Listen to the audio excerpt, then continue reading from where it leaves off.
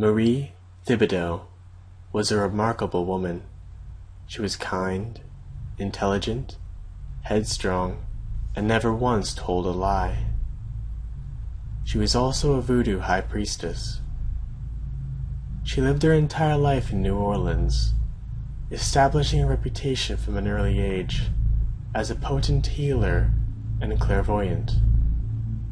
People traveled for miles simply to visit her apothecary, although many more sampled her legendary concoctions.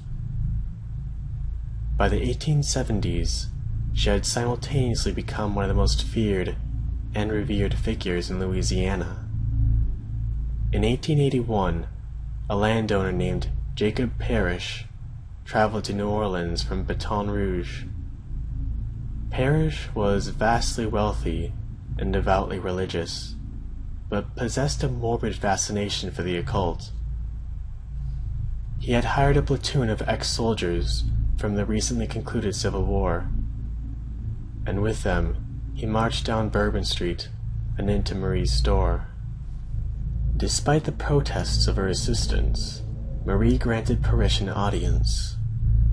He had heard rumors that the great voodoo queen had discovered the secret to eternal life, and demanded that she yield it to him. Never flustered, Marie corrected him. She had indeed discovered a ritual that would grant immortality, but only for a set period of time, 50 years to be exact. Once performed, the subject would rise again after his natural death, having no need for food, air, or water, immune to disease, and utterly impervious to bodily harm. After 50 years had elapsed, however, the subject would die once more, never to rise again. Frustrated by this revelation, Parrish nevertheless knew her by reputation to be an honest woman, and would not pass up the opportunity to live beyond his natural lifespan. Marie agreed to conduct the ritual for him, as long as he vowed to leave New Orleans permanently once it had been concluded. Parrish agreed, and the ritual was performed. True to his word, Parrish returned to Baton Rouge later that day, but not before ordering his mercenaries to murder Marie and her assistants, and to burn her apothecary to the ground. Louisiana folk are renowned for their superstitions, which are many and varied.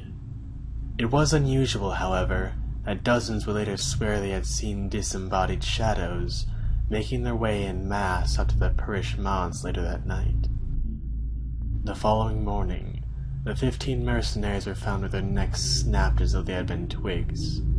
Parrish himself was discovered in his bed, wide-eyed and apparently terror-stricken, his throat torn out with such ferocity that the state coroner was forced to conclude that a bear had somehow made its way into his locked second-floor bedroom. The hints of black magic were not lost on the locals, however, who promptly buried all 16 bodies in Magnolia Cemetery the following day.